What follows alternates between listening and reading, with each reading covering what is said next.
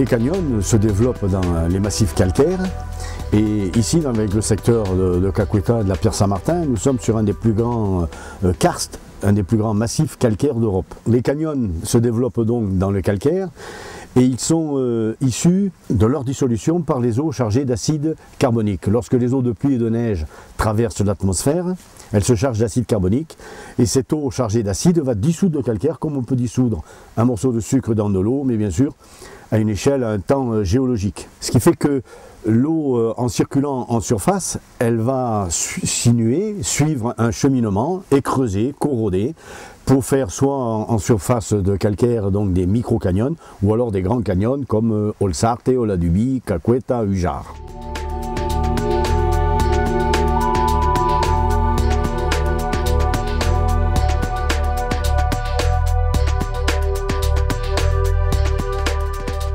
Les canyons se situent donc sur les communes de Soule, de Haute-Soule, hein, sur Saint-Ingras. À Saint-Ingras, il y a le ravin d'Arpidia, canyon de Eujare, Caqueta, et sur la commune de Larro, Olsarte, Oladubi.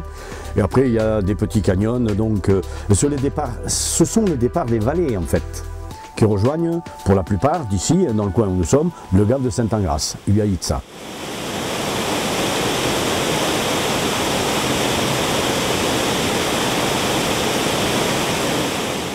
Les profondeurs, elles sont de l'ordre, c'est l'épaisseur de la masse de calcaire qui est ici sur le massif de la Pierre Saint-Martin, qui est de l'ordre de 400 mètres.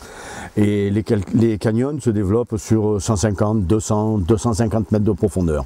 Dès que l'eau atteint le socle primaire, un socle primaire qui date de 480 millions d'années et qui est un calcaire aussi, qui est beaucoup plus dur et que l'eau chargée d'acide n'attaque pas, eh bien l'eau va couler sur ce socle primaire. Ce qui fait que l'eau n'ira pas plus bas. Elle sortira bien sûr au niveau des vallées, ou lorsqu'elle a pénétré dans des gouffres, dans des grottes, elle va sortir au niveau des résurgences. Donc la longueur des canyons, c'est de l'ordre de 2, 5, 3, 4 km, pas plus.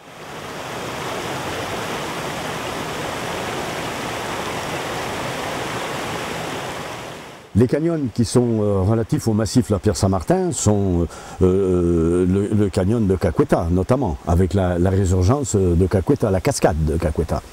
Et d'ailleurs, Édouard Alfred Martel, lorsqu'il avait pris connaissance de l'existence de ces canyons, avait été très intéressé par cette résurgence de la cascade de Caqueta. Les eaux de la cascade de Caqueta correspondent à 1/10 des eaux qui tombent sur le massif de la Pierre Saint-Martin. Et c'est pour ça qu'il a été très difficile de définir son point d'absorption, son bassin d'alimentation, sur une étendue calcaire de 150 km². Et ce n'est que depuis une dizaine d'années, un peu moins d'une dizaine d'années, que les spéléologues ont trouvé la rivière qui correspond à la cascade de Caqueta.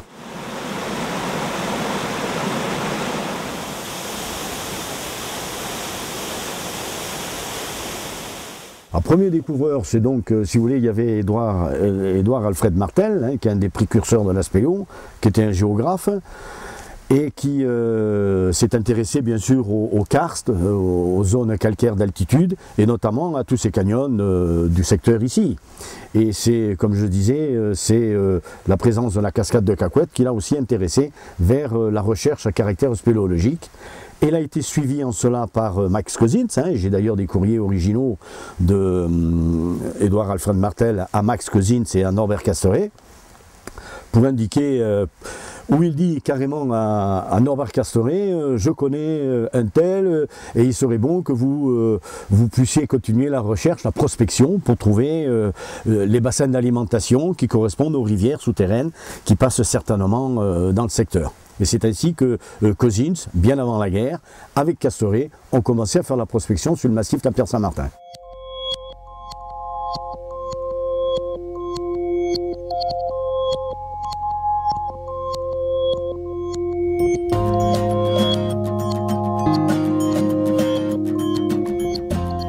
Alors à Caqueta, il y avait un moulin, hein, il y avait donc ici c'est l'amont du gave de Saint-Ingras, Uaïtsa, et les meuniers ils se servaient donc de la force de l'eau pour faire tourner leur moulin. Puis par la suite, il y a eu la Chème, hein, ou plutôt à l'époque c'était les chemins de fer du Midi, qui cherchaient à créer des barrages pour créer de l'électricité et qui ont commencé à créer très tôt le premier barrage de Sainte-Engrâce. Et c'est le fait d'avoir par la suite surélevé ce barrage qui a amené le petit lac qui a à l'entrée des gorges de Caqueta.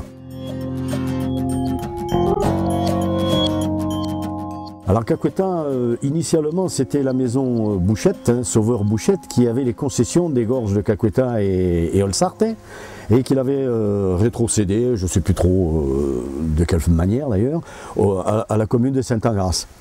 Et déjà Sauveur Bouchette et Max Cousins avaient l'idée, d'ailleurs ils avaient acheté des barques, ils avaient fait faire des barques pour commencer à faire des visites sur barque, par endroits où c'était possible. Et par la suite, donc, la commune de Sainte-Engrâce a vu qu'il y avait un intérêt et qu'il y avait une potentialité touristique évidente, d'où l'aménagement des gorges de Caqueta.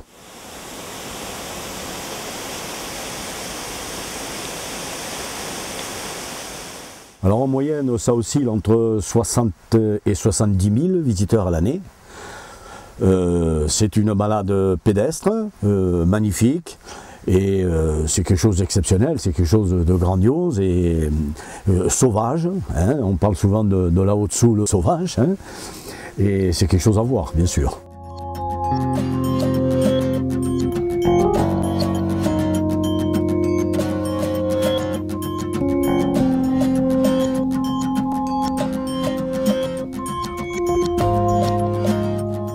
Sur la commune de Larot. Olsarte, c'est un grand canyon avec une branche en Y.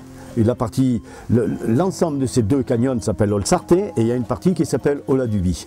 Et la passerelle d'Olsarte, elle est en fait sur le canyon d'Oladubi. Donc il y a 146 mètres de verticale absolue et elle a été créée, cette passerelle a été créée pour les exploitations forestières. Et d'ailleurs à l'époque les mules qui passaient sur la passerelle, parce que c'est un pont suspendu, un pont de singe comme on dit, les mules qui passaient sur cette passerelle, ils étaient obligés de leur masquer les yeux, tellement elles avaient peur, parce qu'on voyait à travers les planches, on voyait le fin fond du canyon. Alors déjà pour les humains c'est impressionnant, mais une brave mule encore plus.